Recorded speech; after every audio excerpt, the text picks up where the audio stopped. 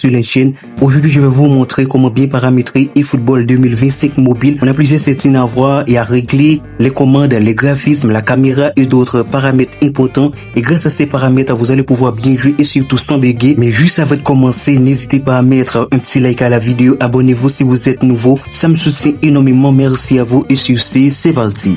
Du coup, rentrons dans les paramètres du jeu. Il y a des nouveautés dans les paramètres du jeu. Donc, il y a pas mal de choses à régler, surtout au niveau des graphismes.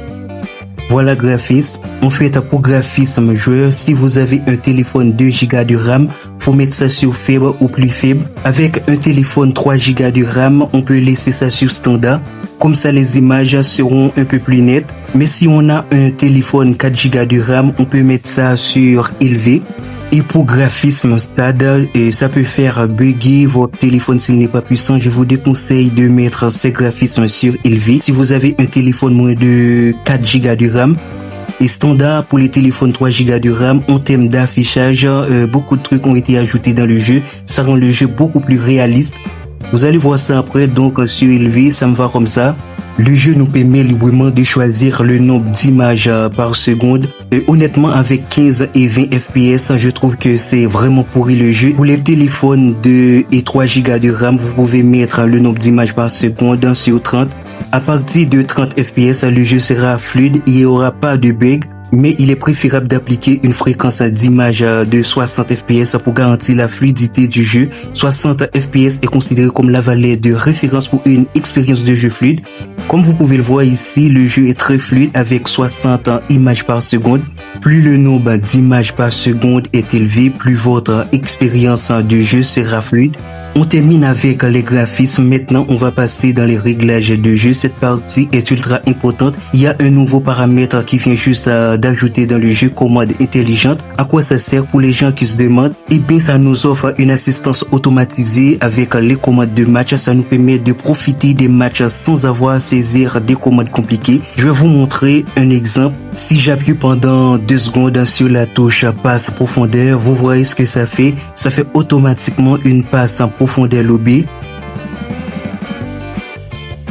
Et si je mets ça sur désactiver, ça ne va pas fonctionner parce que les commandes intelligentes sont désactivées. Sauf que ces commandes intelligentes ne peuvent pas utiliser dans la ligue eFootball. Je trouve que cette option, en fait, c'est pour les débutants. Sinon, vous pouvez laisser ça sur désactiver. Pour le type de commande, je trouve que c'est beaucoup plus mieux si on le met sur manette virtuelle. Par exemple, si on met ça sur toucher et effleurer, vous voyez, les touches ne s'affichent pas sur l'écran. J'ai pas l'habitude de jouer comme ça, alors je vais plutôt le mettre sur manette virtuelle. Voilà, je me sens super à l'aise comme ça. Il y a beaucoup plus de modes qui jouent avec ce type de commande.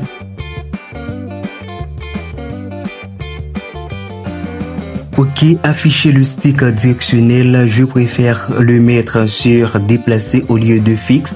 En fait, ça dépend de vous. Et pour le changement de curseur, je vous conseille de le mettre sur semi-auto. Taille zone de saisie, ça me va comme ça. Maintenant, passons au reste les commandes de manette virtuelle. Et pour les commandes en défense, il faut mettre ça sur standard. C'est mieux comme ça. Et pour la configuration des touches, il faut la laisser comme ça. Moi, j'ai rien touché. Les commandes en attaque et les commandes en défense sont parfaitement bien comme ça. Voilà, faut rien toucher les gars. Ok, ça me va comme ça. Et pour l'opacité des touches, c'est pas vraiment évident. Vous pouvez mettre ce que vous voulez. Ça nous permet de régler la visibilité des touches à l'écran. Par exemple, si je mets l'opacité de touche à 20%, les touches seront un peu masquées. Je joue super bien comme ça.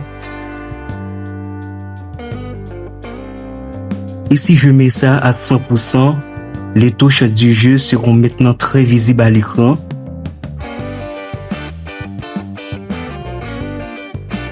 Pour l'instant, je mets ça sur 100%. Ça me va comme ça. Voilà, 100%. Et si vous voulez afficher le nom du joueur au-dessus de sa tête, en fait, vous devez le mettre sur nom du joueur. Voilà. Comme vous pouvez le voir, le porteur du ballon, et bien son nom s'affiche au-dessus de sa tête. Honnêtement, je préfère le désactiver, j'aime pas trop ça. Indicateur de joueur suivant, niveau d'attaque, défense, je vous conseille fortement de les activer. Et pour l'affichage du radar, en fait, ça dépend de vous. Si vous voulez faire apparaître ça à l'écran, faut l'activer. Voilà. Mais moi, je préfère le désactiver parce que je joue super bien sans le radar. Voilà, c'est mieux comme ça. Jeu d'endurance, il faut désactiver cette option. Je trouve que c'est pas vraiment utile. Afficher nom de joueur de l'équipe adverse. Pour cette option, en fait, c'est vous qui voyez. Si vous l'activez, le nom de joueur de l'équipe adverse vont apparaître au-dessus de les têtes. Voilà. Vous pouvez l'activer, mais moi, ça me va parfaitement bien. Quand c'est désactivé, type de curseur, équipe perso coupe. J'aime quand le nom de joueur s'affiche dans le mode coupe. Et enfin, charge affichage, je vous conseille de l'activer, c'est très important. Voilà, on termine avec cette étape, les réglages du jeu. Du coup, sortons d'ici. Pour la langue du jeu, j'ai pas grand chose à dire. Vous pouvez mettre la langue que vous voulez. Pour moi, c'est déjà en français. Et pour les réglages du son, le son des commentaires doit être beaucoup plus élevé. Vous pouvez le mettre comme ça. Surtout, faut pas mettre ça à 100. Et pour le son du stade, j'aime pas trop quand c'est trop élevé. Ça me gêne un peu. Je vais le mettre à ce niveau. Les sons du terrain, ça doit être plus bas que le son des commentaires. Voilà, c'est bon comme ça. Maintenant, passons à autre chose. Si vous n'avez pas encore téléchargé les commentaires, vous pouvez faire ça ici. Moi, je veux que ce soit en français. Ok, je clique sur télécharger. Ça va vite terminer.